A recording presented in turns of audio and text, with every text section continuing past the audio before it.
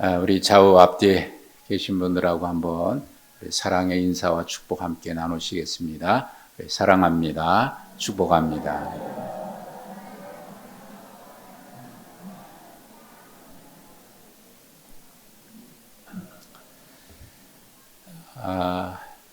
금년 한 해 말 그대로 다사다난했죠.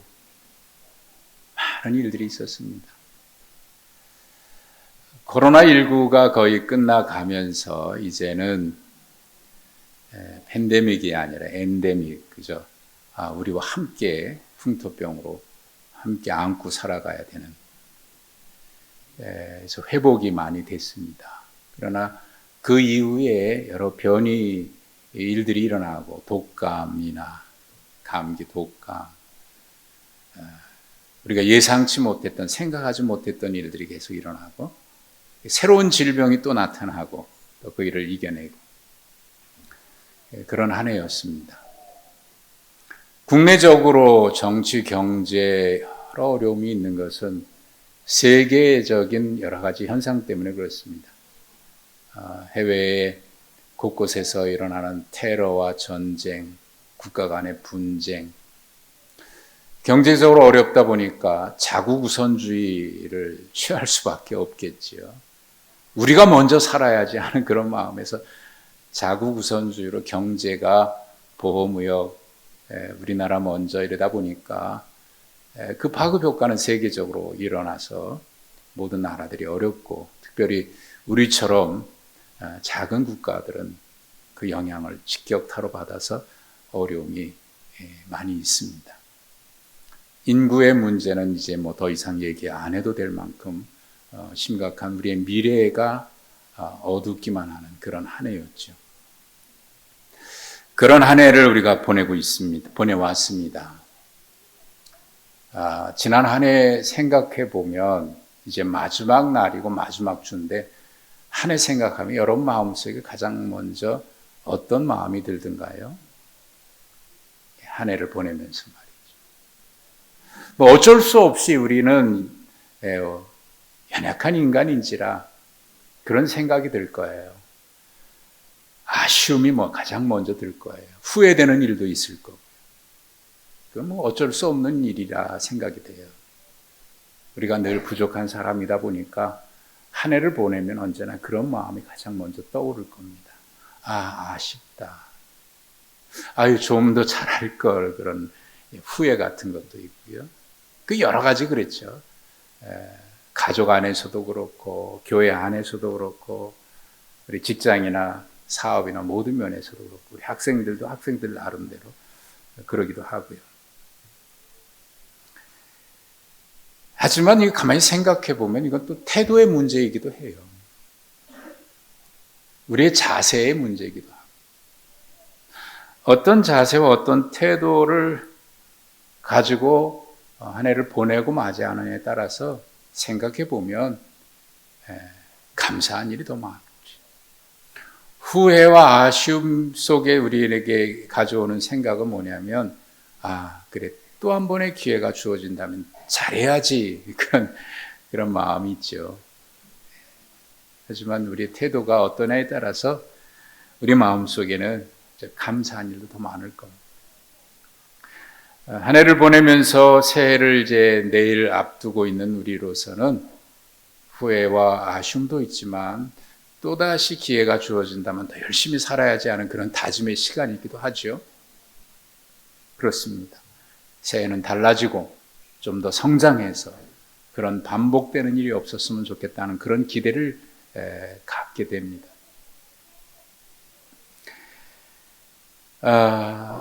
우리 삶의 현장을 이렇게 둘러보면 사람들을 만나면 참 다양한 사람들을 만나게 되는데 어떤 사람들은 그 원망과 불평을 입에 달고 사는 사람들이 있어요. 마치 그것이 습관이 되어버린 사람처럼 말이죠. 이런 것은 어쩌면 자기 합리화하기 위한 자기 방어 기제에서 나오는 현상인지도 모르겠습니다. 어쩔 수 없다라고 합리화하고 나는 잘하고 싶은데 세상이 그러니까, 그래서 이웃이 그러니까 원망하고 불평하고 그렇게 살아가는 사람들이 있을 수 있습니다.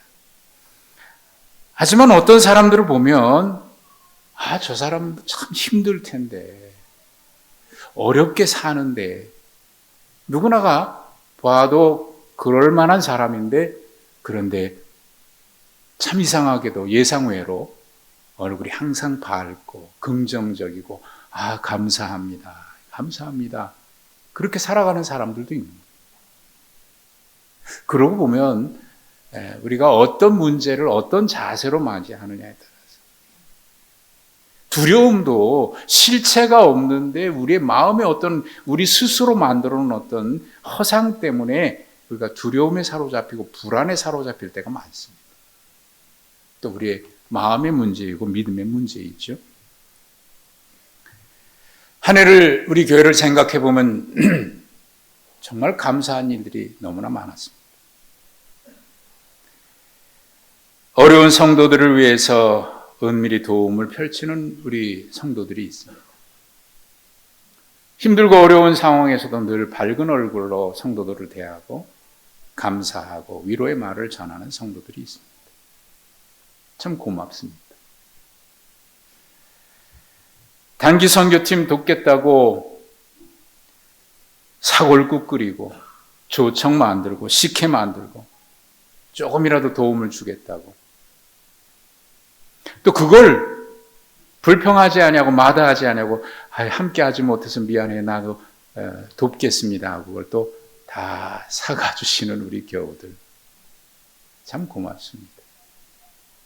지난 주간에는 요즘에 파가 구하기 힘들다 그래가지고 가까운 어느 마트에서 1인당 한 단씩만 아주 싸게 판다 그러니까 우리 청년들도 나와가지고 우리가 하나 사겠다고.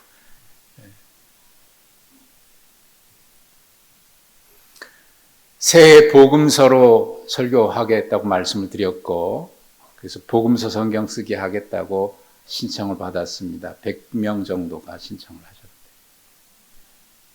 그걸 한 분이 또 감사하는 마음으로 감동이 된다고 그 모든 값을 또 혼자 다 부담해 주신 분도 계시고,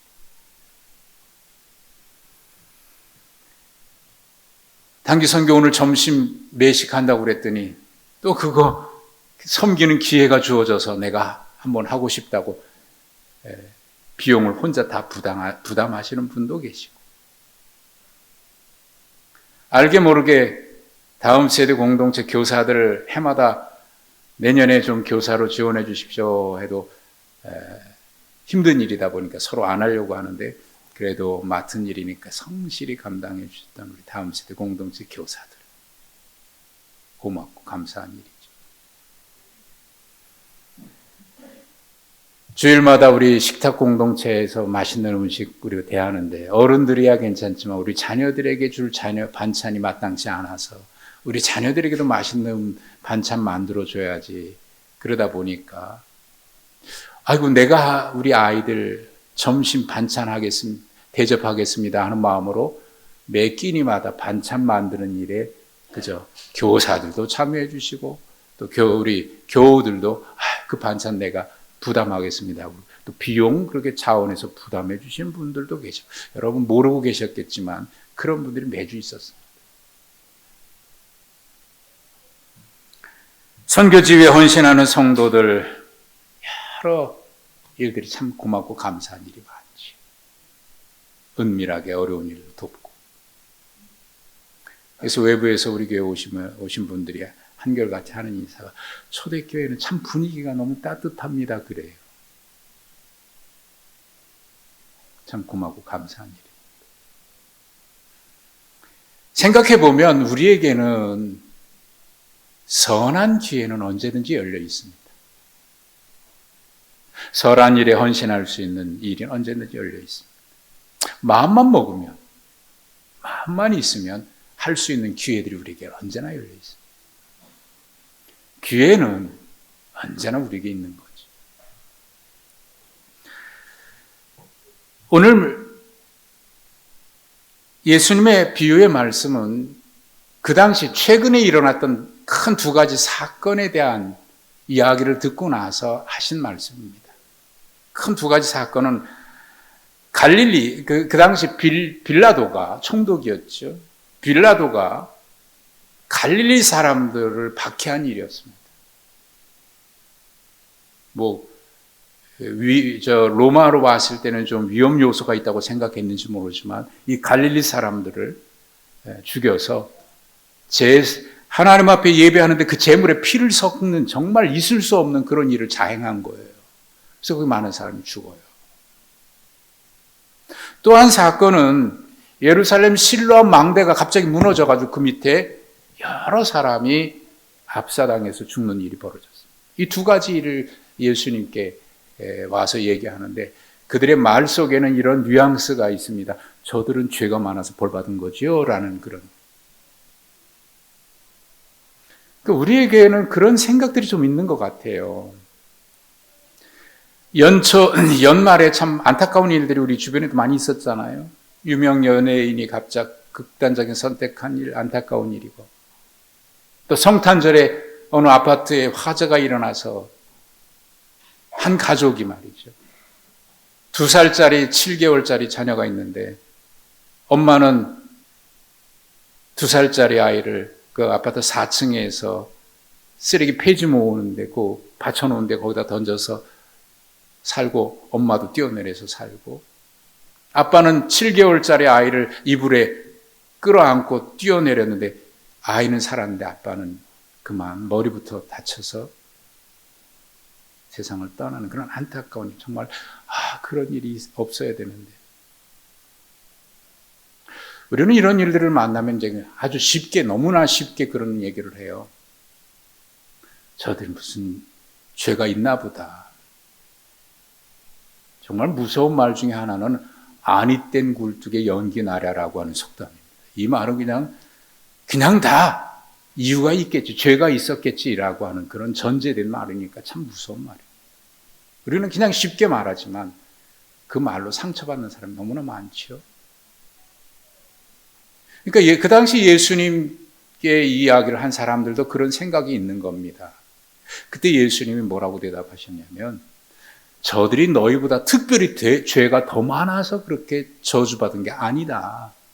오히려 너희가 회개하지 않으면 그런 일이 있을 거다. 그리고 난 뒤에 오늘 이 비유의 말씀을 하신 겁니다. 포도원에 무화과 나무를 주인이 옮겨 심어놨습니다. 왜 무화과 나무를 포도원에 심었을까요? 거기는 포도원입니다. 포도나무가 있는 곳입니다. 그러니까 무화과 나무를 거기서 옮겨 심었다는 얘기는 특별하게 그 무화과 나무만 그곳에 옮겨 심은 거니까 특별한 대우를 받은 거예요. 특별히 선택받은 나무라고 할 수 있겠죠. 그리고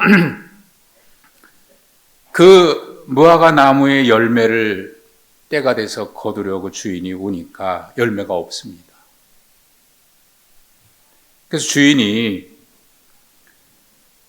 포도원을 관리하는 사람에게 얘기합니다. 3년 동안 열매를 구했는데 왜 열매가 없냐? 이거 쓸모없는 나무니까 찍어버려야 되겠다. 그러니까 포도원 지기가 금년에도 한 번만 더 기회를 주십시오. 내가 열심히 돌봐서 내년에 열매 맺게 하겠습니다. 이게 이제 오늘 비유의 이야기거든요. 자, 3년 동안 열매를 거두려는데 없었다라고 하는 것은 충분한 기회가 주어졌다는 거예요. 사실 3년이 아니고 9년, 10년쯤 된 거예요.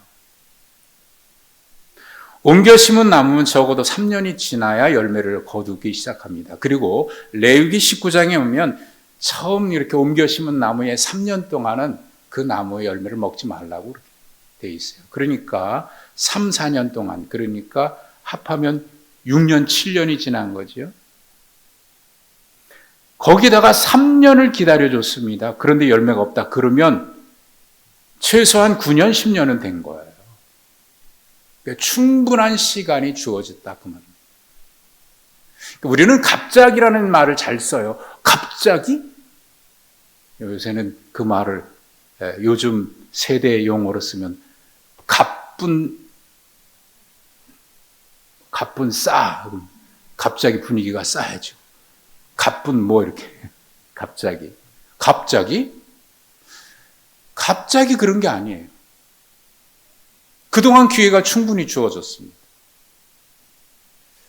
인간이 초래한 재난이라고 하는 책이 있는데 인류 역사에 수없이 많은 재난과 같은 이야기들에 대한 기록인데 갑자기가 아니라 인간이 초래했다는 거예요.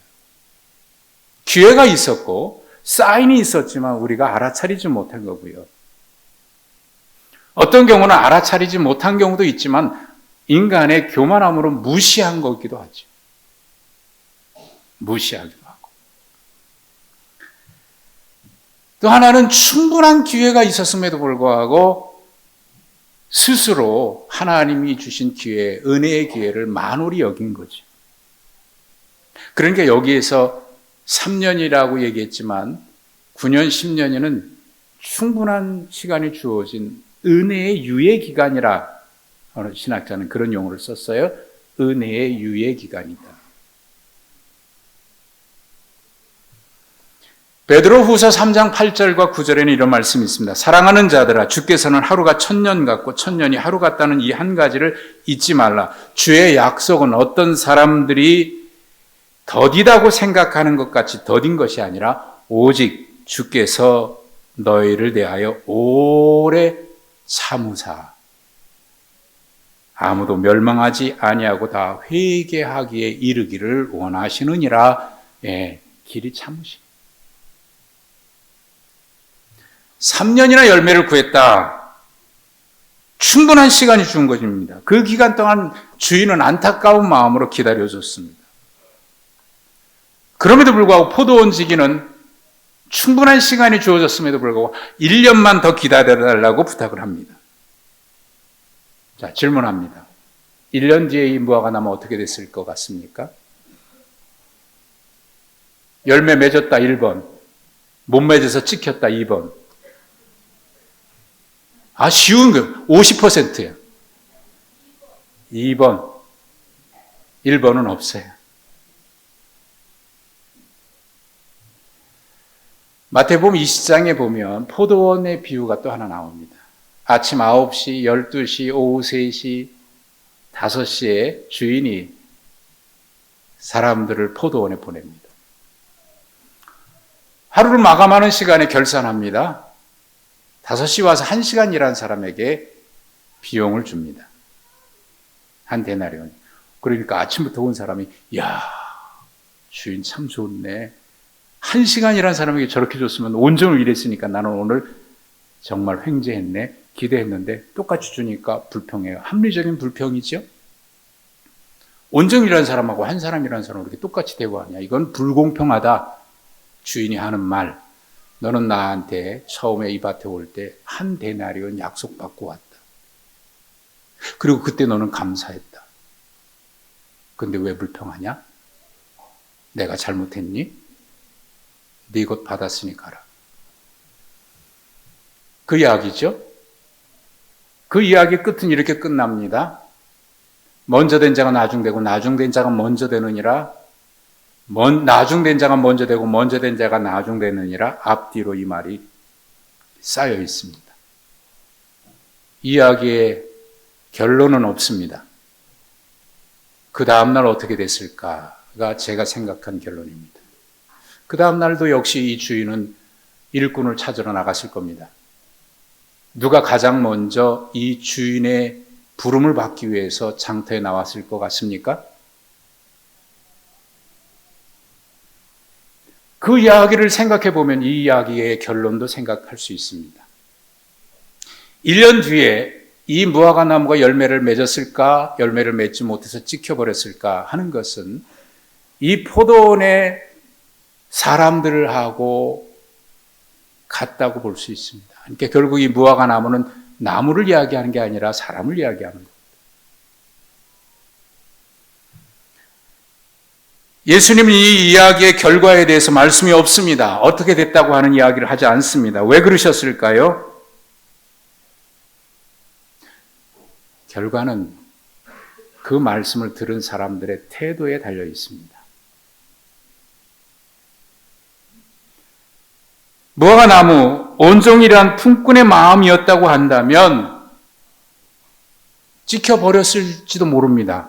그러나 1시간이란 품꾼의 마음이었다면 야, 내일 아침에 이 주인의 밭에 또 가고 싶어 하고 가장 먼저 나온 그런 1시간이란 품꾼의 마음이었다면 이 무화과 나무는 그 다음에 열매를 맺었을 것입니다.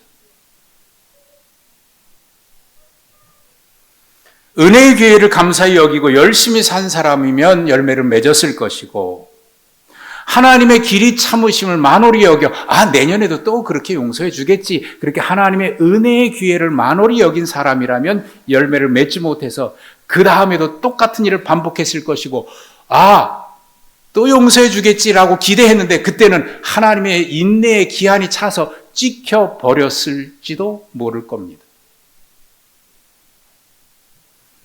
이 비유의 핵심은 그 결과가 아니라 또다시 기회를 주시는 하나님 앞에 우리는 어떤 모습으로 서야 하느냐 하는 것이 예수님이 결론을 이야기하지 아니하고 열어두신 이유입니다.